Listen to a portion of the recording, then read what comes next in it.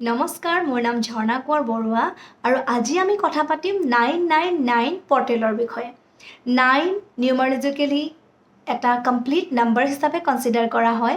তাৰ মানে যেতিয়া 9 নম্বৰটো আহে 9 নম্বৰৰ পিছত আমি আকৌ 1 নম্বৰটো পাওঁ।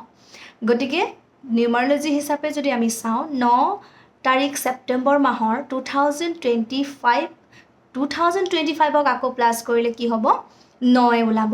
গতিকে 9 তাৰিখ ছেপ্টেম্বৰ মাহৰ এই বছৰৰ 999 বুলি কোৱা হয়, য'ত আমি মেনিফেষ্ট কৰিব পাৰোঁ, য'ত আমি আমাৰ আনৱান্টেড এনাৰ্জি ৰিলিজ কৰিব পাৰোঁ।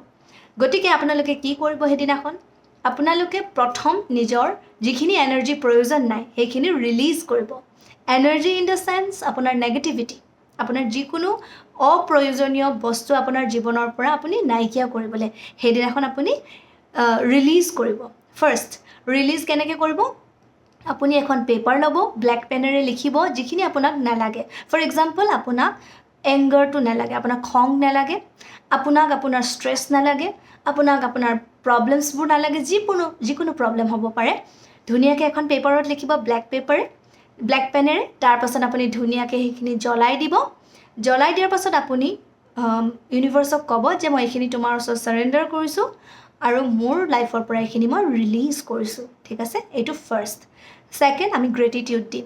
গ্ৰেটিটিউড আমি কাক দিম? যিহেতু পিতৃপক্ষ চলি আছে, পিতৃপক্ষ মানে আমি এনচেষ্টৰসকল এইখিনি সময়ত খুব আমাৰ ওচৰলৈ আহে বুলি কোৱা হয়। তেওঁলোকক আমি প্ৰে কৰোঁ, তেওঁলোকক আমি গ্ৰেটিটিউড জনাওঁ, তেওঁলোকৰ ওচৰত আমি ক্ষমা প্ৰাৰ্থনা বিচাৰোঁ। গতিকে সেই গ্ৰেটিটিউড আমি কাক দিম? আমাৰ এনচেষ্টৰসকলক।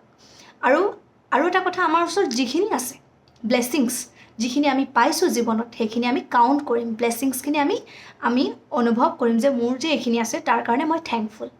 মই কি পোৱা নাই সেইটো নহয়, মই কি পাইছোঁ লাইফত, যিখিনিয়ে পাইছোঁ, হোৱাট এভাৰ আই হেভ, তাৰ কাৰণে মই কি হ'ম? গ্ৰেটফুল হ'ম। মই মোৰ এনচেষ্টৰসকলৰ ওচৰত গ্ৰেটফুল হ'ম, মই ইউনিভাৰ্ছৰ ওচৰত গ্ৰেটফুল হ'ম, মই এঞ্জেলসকলৰ ওচৰত গ্ৰেটফুল হ'ম। গতিকে মই মোৰ ইষ্ট দেৱতাৰ ওচৰতো গ্ৰেটফুল হ'ম আৰু মই মোৰ নিজৰ যোনে মোক জন্ম দিছে মোৰ মা দেউতাৰ ওচৰত মই গ্ৰেটফুল হ'ম। গতিকে এই গ্ৰেটিটিউডটো আমি শ্ব' কৰিম।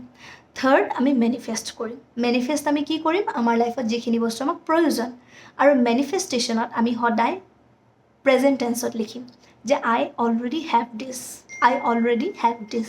আমি এনেকৈ মেনিফেষ্ট কৰিম। গতিকে মেনিফেষ্ট কৰাখিনিও আমি 99 পৰ্টেলতে কৰিম। সেই 9 তাৰিখ ছেপ্টেম্বৰ মাহৰ 2025 চনৰ 9:09 ৰাতিপুৱা হওক গধূলি হওক কথা নাই, আপোনালোকে মেনিফেষ্ট কৰিব পাৰিব, ৰিলিজ কৰিব পাৰিব, গ্ৰেটিটিউড দিব পাৰিব। নিজৰ লাইফৰ কাৰণে এইটো এটা খুব ধুনীয়া অপৰচুনিটি।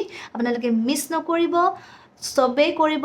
আৰু এটা চবতকৈ ইম্পৰ্টেণ্ট কাম, যিহেতু পিতৃপক্ষ চলি আছে, সেইদিনাখন আমি ডনেশ্যন কৰিব পাৰোঁ। ডনেশ্যন এনেকুৱা নহয় যে খুব ডাঙৰ এমাউণ্ট কৰিব লাগিব। নিজৰ সাধ্য অনুসাৰে যিকোনো নিডি পাৰ্চন, প্ৰয়োজনীয় দৰিদ্ৰ মানুহ হ'ব পাৰে, যিকোনো প্ৰয়োজনীয় মানুহক আপুনি কিবা এটা নিজৰ সাধ্য অনুসাৰে দান দিব পাৰে। সেইটোৱে আমাক কি কৰিব? আমাৰ যিখিনি কাৰ্মিক ইছ্যুজ থাকে সেইবিলাকৰ পৰা আমাক মুক্ত হোৱাত সহায় কৰিব। গতিকে মেনিফেষ্ট কৰিবলৈ নাপাহৰিব, নিজৰ আনৱান্টেড এনাৰ্জি ৰিলিজ কৰিবলৈ নাপাহৰিব আৰু most importantly, grateful হ'বলৈ নাপাহৰিব. Always be grateful whatever you have. Thank you so much.